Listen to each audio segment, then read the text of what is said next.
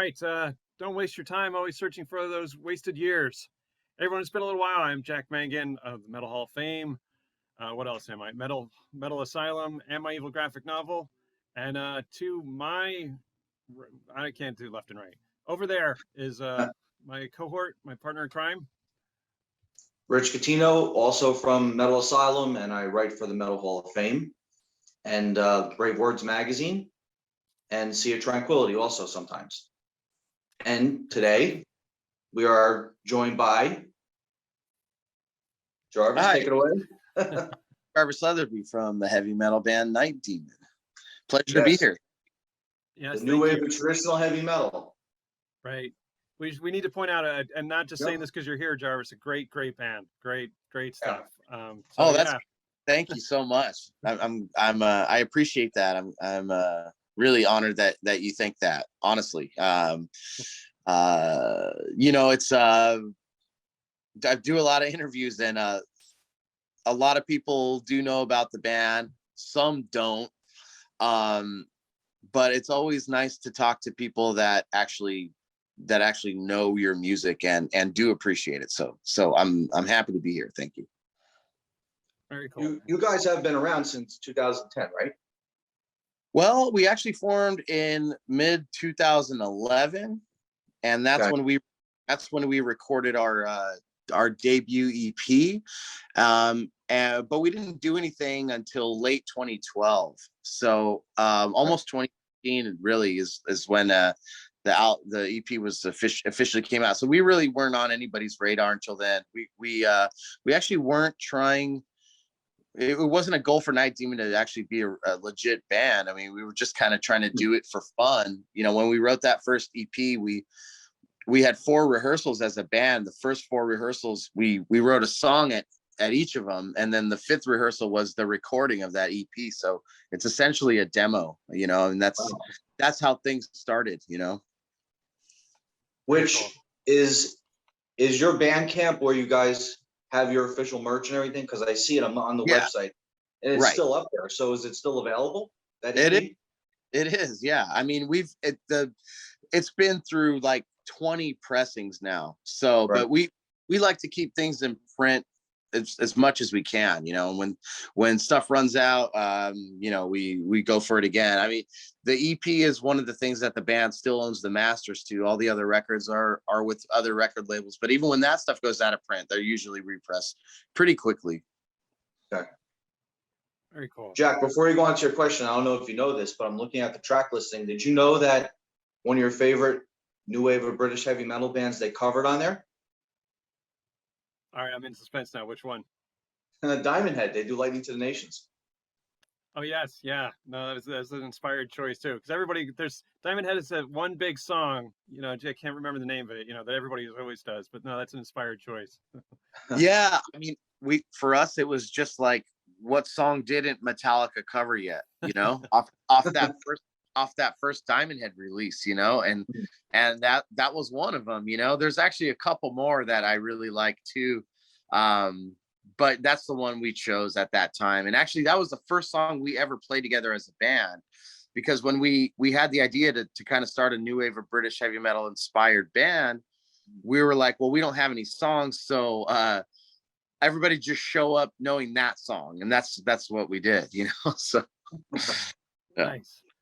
And actually, that's perfect, because I was going to ask about the roots of the band, because I hear, and I don't know, you probably hear this all the time. I hear early Maiden, early Def Leppard, maybe even some classic Scorpion sound, and then so it's great to hear you say that you have all those roots in the new wave of British heavy metal. Yeah, I mean, that was really our goal. Growing up in Southern California, there's a big history here of like hardcore punk music.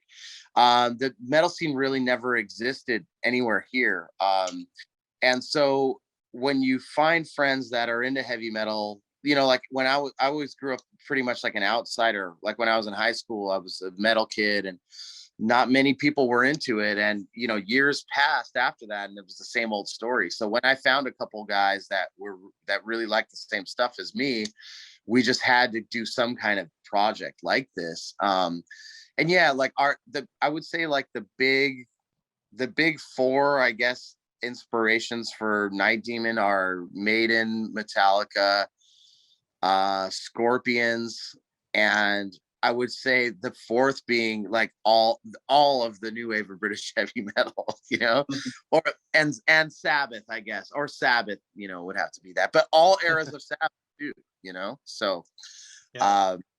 but yeah, just Metallica and Maiden were like my gateways into that to that subgenre. But once I started actually hearing those bands, because it was before the internet was really around, that I started hearing about these names, and like it was really rare that I would find the records, and I would have to import a lot of stuff and import old magazines to read about the bands. And when I first finally started to hear what these bands sounded like, I was like, oh my God, this is why these guys love these bands so much. It's like, man, it's heavy, but it has melody, and there's just so many great new album bands that were they're just all over the place, like it really satisfies all of your musical needs. Mm. Yeah, it was a good time. It was a good time. I wasn't around for it, but it was definitely I celebrated every day. Those bands and those albums, even the more obscure names that didn't become huge, they've all become legendary for one or two or three or more albums. I completely agree, and I love that with the internet you can find all this stuff now. I mean, there's so many. It's done so many great things for bands that nobody ever heard about, and like including us, like we, finding I call it new old stock, like you find out about stuff like way later, and you're like, man, am I like a poser? Like, how did I not know about this stuff? But I still love discovering that, like, stuff that's 40, 50 years old that, I'm going to keep searching for that stuff. All right. Well, so I got to ask then. So tell us about some of your favorite new album discoveries then. Some other, Well, aside from Diamond Head, maybe. Yeah. Okay. Yeah. There's like, there's like your classic. I think my biggest influence is, Diamond Head, the early Angel Witch stuff. Obviously, first two Maiden records. You mentioned early Def Leppard. Yeah. Like everything, even like, through Pyromania, I would say that's not, they wouldn't consider that new album, but those were my biggest influences, and Jaguar was one of my biggest vocal influences. But deeper than that, there's a band called Le Griff that has had two EPs, and Night Demon just recently released a cover of one of their songs, Fast Bikes. There's Crucifixion, Aragorn, which they had a single called Black Ice. I believe the singer of that band is the cousin of Kronos from Venom. Okay. Satan, one of my favorite bands, that their 1993 album Court in the Act is flawless. I mean, man, the list goes on and on. There's so much stuff. Witchfinder General, they had two great records that, I think those guys were kind of like almost the start of what would be considered doom metal. I guess you could say Sabbath was, and really all metal is doom, but when you talk about that kind of sound, Witchfinder General definitely had that. See, that's what I love about the new wave of British heavy metal. A lot of these bands got lumped into that same kind of scene, but many of them never knew each other or weren't influenced by each other, never heard each other. And they all kind of have their own flavor that they bring to it, whether it's Venom or Witchfinder General or Iron Maiden. It's really, they're just so different from each other. Or even like Praying Mantis, I was just going to say Praying Mantis, probably the most melodic out of everybody, right? And probably the most progressive at that too, and I mean, there's just so much to choose from, so for, with Night Demon, I think like with us being lumped into the new wave of traditional heavy metal genre, I think, like it's fitting for us, but the sun hasn't set yet on that. Time hasn't, we don't have 40 years later like we do with this other thing, so I think that we'll see where everybody falls within this scene, within this current scene, years from now, and see kind of like what the differences were there. But I do think that these days there's more similarities in the bands, because most of the bands are worshiping the sound of the 80s, They really are. And it's you know, I mean, we love the sounds of the 80s, although I feel like the 70s is the best decade of music, you know, like of rock. I think the 70s were the best decade. You had the most diversity. You had a lot of new things happening, I would say. But yeah, it's you know, no band wants to be pigeonholed in it. And even like you ask all the new wave of British heavy metal bands, they're like, fuck, like it's almost a curse for them now. Some of them, like you mentioned a band like Praying Mantis, they could like they just, or Demon or whatever, maybe they just wanted to be a rock band, you know, like, so, but it is what it is, you know. And it's, you got to classify things, you have to have some classification for stuff, right, you know. So I don't know. Right.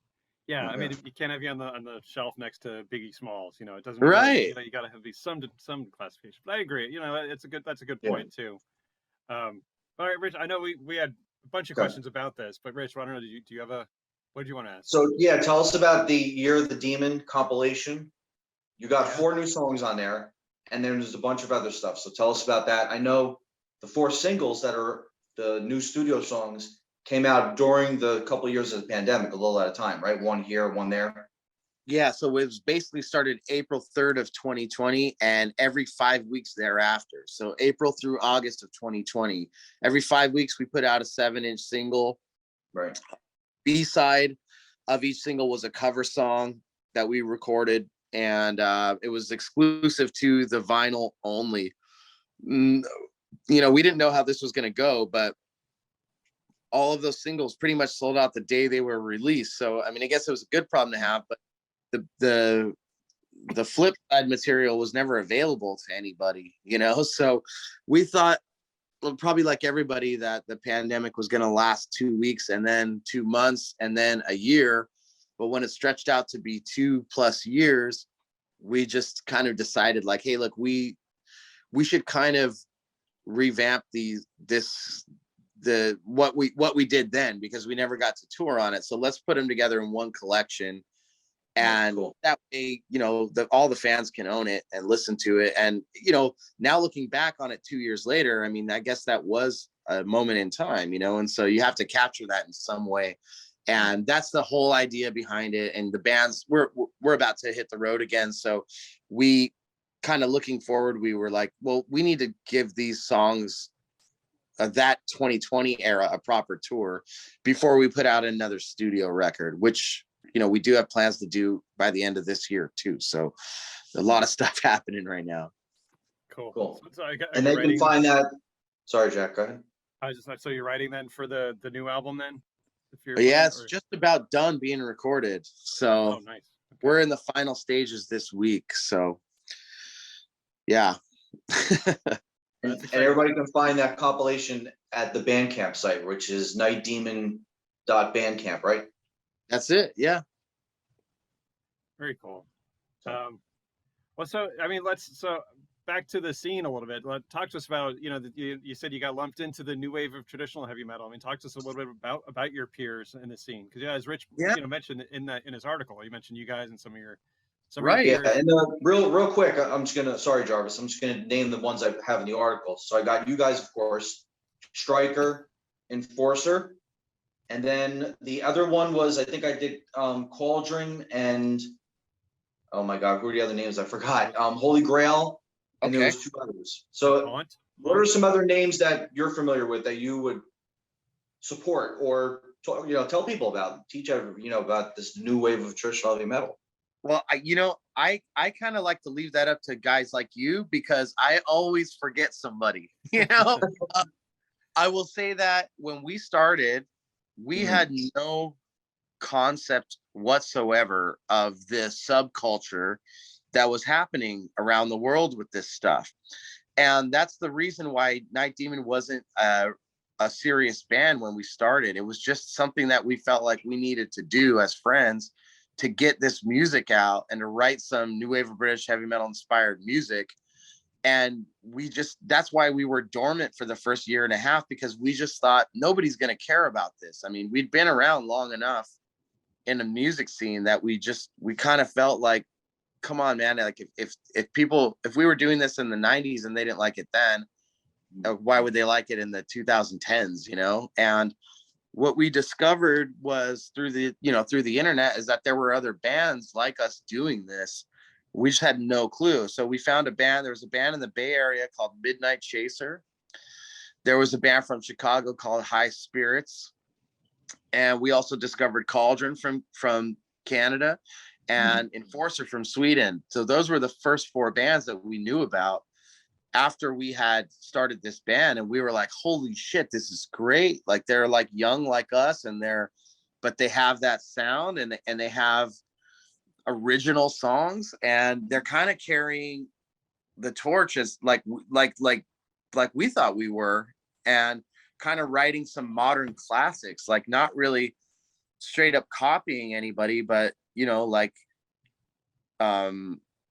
my girlfriend, who was a fan before we knew each other, has always said, like, she listens to Night Demon songs and she feels like she's heard the songs before. Like, not that they're copied, but it's almost like, you know what I'm saying? Like Right. they're familiar in a way, like it's in a good way. I guess I probably said that wrong, but like they're familiar in a good way. Like, they're classic in their own right, even though it may be a song that she hadn't heard before. So that was a really big compliment to us. And I felt the same about all the bands that I just mentioned. And so that really got us going. And that really gave us some hope for actually making this a reality, where we had no intention to do so at all, and it changed my whole life when that happened. And that's when we just went for broke, and we literally were broke and homeless for 4 years, and we quit our jobs and just toured as much as we could, so have you toured with any of these bands? Yeah, we've done festivals with Enforcer. We've done some dates with Cauldron for sure. We did a full US tour with Holy Grail. Can't remember who else you mentioned, but yeah, we've done a lot of touring with a lot of those bands. And one thing I'll say is, the new wave of traditional heavy metal name, I guess, was, I don't know who coined that, but obviously it's a playoff of the new wave of British heavy metal. And one thing is, like, with the new wave of British heavy metal, I actually know a lot of bands from that scene. I keep in contact with many of them. I manage a couple of them, and I sing in one of them on the side. So I always ask those bands, like, what was it like back then, kind of thing. And the difference between then and now is that back then, I touched on this briefly, but a lot of those bands, they didn't even know each other existed. They never played with each other, even though a lot of them were from England. It's a relatively small country compared to the US. But they just, if you were in any kind of a hard rock or a metal band around that time, you were kind of lumped under that moniker. But it wasn't many of the bands that actually, there wasn't really a camaraderie between them. And that's the difference between what we have now, because now, there's literally hundreds of bands that we know, that we've played with. We've slept on each other's floors. We've set up tours together. We help each other out. We talk to each other. We're friends. We promote each other's albums, and we're all from different parts of the world. So that's one good thing that technology has brought us. I definitely always have one foot in the old school door. That's the same reason why, you could say that putting out singles is a new way of doing things, which it is. But every one of our singles came out on a 7-inch the day that it went on Spotify, so, and we had an exclusive track on that vinyl. So we always like to embrace modern technology and not become a dinosaur, and use it for what it's good for, but at the same time keep the old school traditions alive. And I think that's the fine balance that we have, and the line that we walk. Yeah, well, that's well said. And so, with all these connections that you have, as you mentioned, you managed, some bands from the old days, and the bands you're friends with. So when you guys did Vodka, was that kind of like a big like a reunion, like a family reunion for you guys? Did you make some connections? It's hard. I wouldn't say that, because we tour so much and we play so many festivals. We're always communicating with other bands, you know. So Vakken, actually, we didn't hang out with as many bands as we knew. It was more meeting new bands, you know, and really the backstage was the best part, because it's like they have this kind of VIP area where like there's a bar and there's all these people hanging out. And like I remember Judas Priest was on stage, and I was back there at the bar, and I was watching them like on the Jumbotron that they have in the backstage. They have TV, big TVs. And you know, I could hear them right behind me. And I had watched a couple songs, but I couldn't be in there was literally like 100,000 people in the audience. And like I'd smoked a little bit of weed, and I was like, dude, I cannot, like, it was scary trying to get. I ended up in the middle of that audience, and I tried to walk out of it, and it was dark, and I was like, I almost lost my shit, man. I was like, oh fuck, you know. So anyway, I eventually found my way to the backstage, and Glenn Tipton was standing there drinking a beer, and I was like, holy fuck. He's like, he's standing right next to me, and Priest is on stage, and we're both watching the band. And I'm thinking like, what the fuck? Like, it's weird that he's here watching his own band. You know, he did go out on stage later and play a couple songs with them.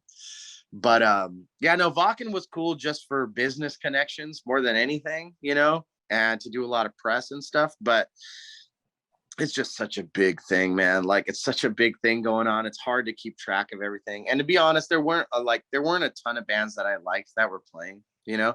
I'm pretty like, I wouldn't say, I'm not outwardly snobby with my taste. Like I never go out and talk bad about bands, you know. If I don't like them, I just don't talk about them. But I'll say, you know, as you guys know, metal has hundreds of subgenres. It's the only style of music that has that. And I I I listen to maybe 3 of them, you know. Like, I just kind of, I like hard rock, I like melody, you know. I There's a lot of thrash metal that I like that I grew up on, but I don't know, like, I can't put it on all the time, you know. Like, I've kind of, as I've gotten older, I've kind of like, I don't know, I need to be emotionally grounded to the music that I listen to, you know, if I'm not making it, you know. So that's just my personal thing, you know. So like, there are like, I think there's probably like one death metal band I like, and one black metal band I like, and one grindcore band I like. And to me, it's kind of like, I'd be happy if those subgenres just had one band or 2 bands. It's like, those guys do it the best. That's cool with me, you know. It's hard for me to tell a lot of bands apart, you know. Even in the new wave of traditional heavy metal, it's hard for me sometimes. But there's a great YouTube channel for it now, and there is so much music. It's fucking awesome to see. It's so awesome to see how many bands there are doing this now. It's fucking incredible, and it's good to see. It's good to see when bands can come out from nowhere and break through in that. You know, it makes me really happy. And you know, with Night Demon, I mean, our job was to go in and kick all those doors open for all these bands, you know. And that's what we're most proud of. You know, we went and did it when people said you couldn't do it, and people saw that we can do it, and they know they can do it. And so we welcome any band, yeah, anybody that loves this style of music. If you have a guitar and you want to start a band, do it, man. Do it. There's a place where people will go listen to it, you know. There's no gate for that anymore. That's awesome. Have you ever considered adding a second guitarist? Yeah, I mean, like, in the early days we wanted to, but we honestly didn't know anybody that would want to do it, you know. So we were a three-piece out of necessity. Mm. But through that, we've developed such a large sound for 3 guys. If we added a second guitarist, it would be too much, I think, you know. I honestly do. For anybody that's seen us live, I think they can attest to that, you know. It's made us develop our sound in a certain way, and we have like a signature thing that it's funny, you start a band to not reinvent the wheel, and you end up innovating certain things throughout the process that you never intended to do. We do a lot of guitar and bass harmonies that like I have not heard any other band ever do. And it's just, we had to do it out of necessity. You know, there's a certain way that we do it that's unique to us. And it's pretty cool that at the end of the day, you know, 10 And it years on. definitely gives it that very early maiden quality too when you do that. Yeah. Right. And it's hard to do that when you don't have any, Mhm. you can't lose the foundation. You know what I'm saying? So we have subliminal ways of doing that, which I don't think I'll share now, but like, but it's definitely a Night Demon sound, and you know it when you hear it. And so that's something that I'm pretty stoked on. Looking back, like a decade into the band's career, like, hey, look, we did put our stamp on something that when we started, we thought, even though we're writing original material, we're, you know, it was so much of the old school is in our DNA. It's just ingrained in us that it's hard to do anything outside of that sometimes, you know. I mean, trust me, there's plenty of times where I'm like, I'll write something and go, hey, does that sound like anything to you guys? You know, like you have to check yourself. But thankfully, there's nothing in our songs where you can say, oh, okay, they lifted that off those guys, you know. Right. Yeah, I agree with your girlfriend, actually. I think, you know, that it feels like home listening to you guys. It feels familiar. It feels, you know, I don't want to say safe because that's not, but it feels right. You know, it feels good. But you're right. It's not a ripoff. I'm not going like, wasn't this, you know, so yeah, but so you I guys do it appreciate well. You do it well. I appreciate that. Thank you so Yeah. much. It's great to have these bands like yourselves keeping all this music alive from that 80s era for the new generation, you know, the next 20 years, hopefully. Yeah, you know, my hope is that many of the new bands will can find their own identity through it. You know, because what my fear is that a lot of it is novelty to these younger bands, you know, like we chose to purposely not adopt the style or the fashion of the 80s because we feel like that's what makes it a novelty, and that's what dates it, and that's what makes it inauthentic. That's what makes it a tribute act in a way. And now you see tribute acts of current bands that are still going, that are outdrawing newer original bands, and that's not a good precedence to set for the future. So, you know, you can love any kind of style. You can be a stoner, you can love stoner doom, you know, but once you try and adapt the fashion sense of an era that's long gone, and it's inauthentic, to me, I think it damages it a little bit. And to me, in that sense, I'd rather go listen to the original and see the original, you know. But when bands can inject a little bit, we all have our own identity, you know. If you can just be confident enough to inject yourself into a classic style of music, I think that's what's going to get you a lot further, and people are going to really grab onto that, you know. So that's those are just my slight fears in the future of it, you know. And so I think Night Demon, we always try and reinvent ourselves every record, is at least to expand a little bit and to do something a little bit different, you know. We always take a lot of we take a lot of big risks in this band. They usually, most of them pay off, you know, but it pays off just to be able to go out and do it, right? To just be able to try new things and to just authentically be yourself as much as you can. It's really important. Again, well said, and it's a good point. You're right about when the bands kind of dress up a certain way, then it's like you're not really being yourself. Then I mean, even bands have done that on their own catalog. They say we're going to get back to this old sound instead of being true to their own evolution. So no, I respect that, and I definitely hear that from, you know, you guys. It hasn't been a long catalog, but yeah, I hear it from, Yeah. you know, the early stuff to the newer stuff. Definitely. Thank you. And you'll hear it moving forward, I think, you know, with this new record too. So we just want to expand on stuff, you know. And you know, most bands will say like, you know, oh, our newer stuff is our best stuff. Every band says that. Like, I'm not going to say that. I don't think that. I think maybe some of our first stuff is our best stuff that we wrote in a day. Like, I think that every record we've done has a level of quality that stands up. That's what I'm proud of. Every era of it is cool, you know, like there's nothing I'm embarrassed about, you know. So I think everything we do is just different from the next, and that's good enough for me. We don't need to write heavy metal heat again. We never wanted to be a band that made 20 albums, you know, like once we're done, once we've said what we need to say, I think we're okay we're okay not making new music, you know, until the inspiration is there to do something that's a little bit different but equally as cool, you know. That's the way I see it. I think bands should kind of try and follow that, because there's a lot of bands that make a lot of records, man, that they're just, I mean, yeah, you have your AC/DCs and your Slayers that they have, I mean, they're going to keep making that record, you know, and that's okay. I mean, obviously they've done that successfully at the highest of all levels. You know, they're two of the biggest bands ever. But I see there's a flip side to that. You know, at least you could say that those bands have very original sounds. You know, they very much sound like them. But if you're a band that sounds like Slayer, try not to make the same Slayer album, because they've already done that, you know. Yeah. So we're just about out. So Rich, why don't you take us out? Like Rich and Jarvis, why don't you guys take us out, because we have just a couple of minutes left. But Sure. I will say really quickly before Jarvis, it's been a pleasure, man. We'll definitely have to have you back on when you have the new album ready, but at the end of the year. Yes, absolutely. that's what I was going to ask about. Are you working on new songs, and what's the story with tour dates? Let us know about that stuff.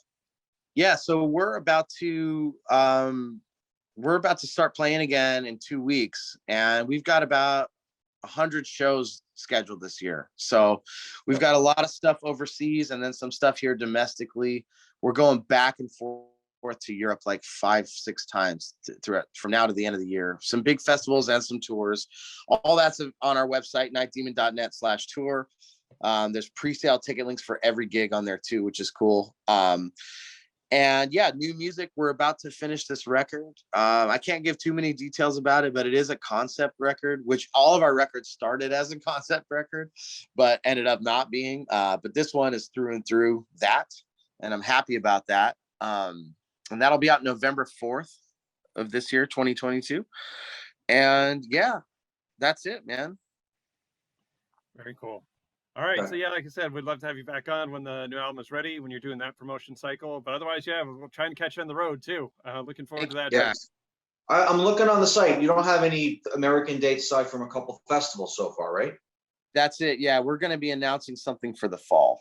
So we're just waiting to you know, we have to wait for that shit. So nice. Cool. Yeah.